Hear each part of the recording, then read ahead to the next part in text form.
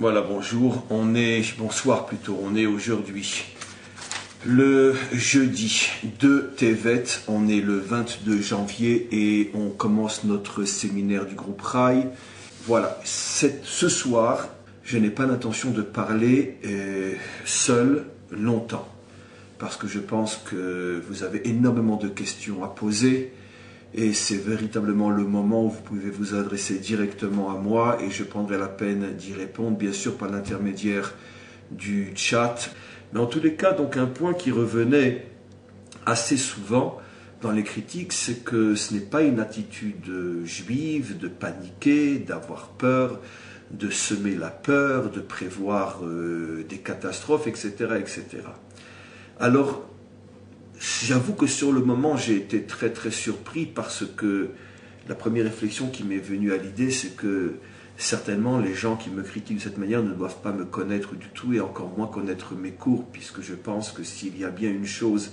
qui caractérise ce que j'essaye d'être et surtout ce que j'essaye de transmettre, c'est justement la force, le courage, l'héroïsme ou toutes sortes de notions qui sont tout et à l'extrême opposé de ce que l'on pourrait appeler la peur et le défaitisme. Donc il est absolument évident que la majorité ont compris qu'il ne s'agit pas ici de peur ou de panique, mais tout simplement d'amour. Et comme n'importe qui voit quelqu'un qui inconsciemment s'approche d'un précipice sans faire attention, ou des parents qui voient un enfant s'amuser à la fenêtre et risquer de tomber, c'est normal qu'ils se mettent à hurler, qu'ils se mettent à crier, et pour même rentrer dans une sorte d'hystérie, si c'est le seul moyen de réveiller l'enfant ou la personne qui va tomber et le mettre en garde de ne pas faire une bêtise. Tout le monde a compris que dans un contexte où le danger est évident et immédiat, les cris sont des cris d'amour et pas des cris de peur, pas des cris d'angoisse. C'est la différence fondamentale entre un homme qui a peur et qui sème la peur, c'est-à-dire qui tremble et qui fait trembler les autres à des moments où il n'y a aucun signe alarmant,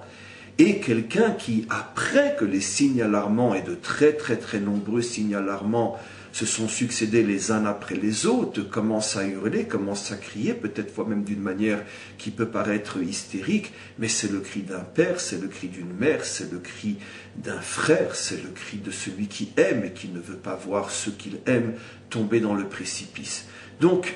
ça c'est évident, j'ai même honte de devoir le préciser, surtout à vous, mes amis du groupe Rai, qui je pense me connaissez, mais malgré tout, c'est un point important, parce que ça vient rajouter d'une certaine manière dans le cadre de tout ce que j'ai expliqué dans ces 3 cours, ça vient malgré tout ajouter un point important.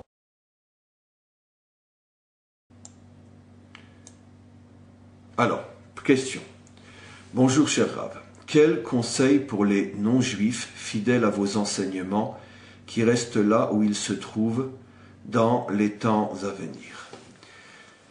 Alors, bon, effectivement, j'avoue que la question est une question très importante et je vous répondrai que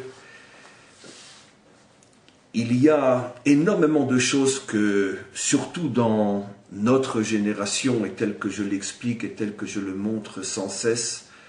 il y a énormément de choses par rapport auxquelles nous, juifs et non-juifs et Bnei Adam,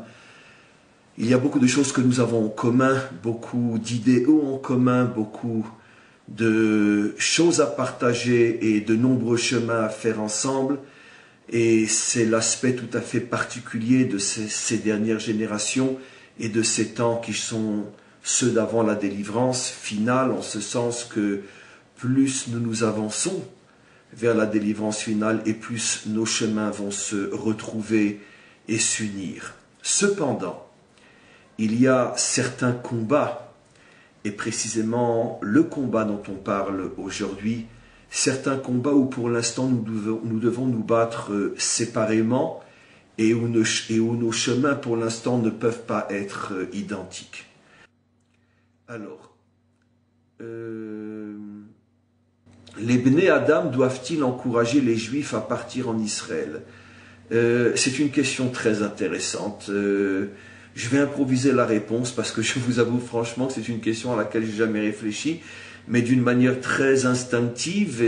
et instantanée, je vous répondrai que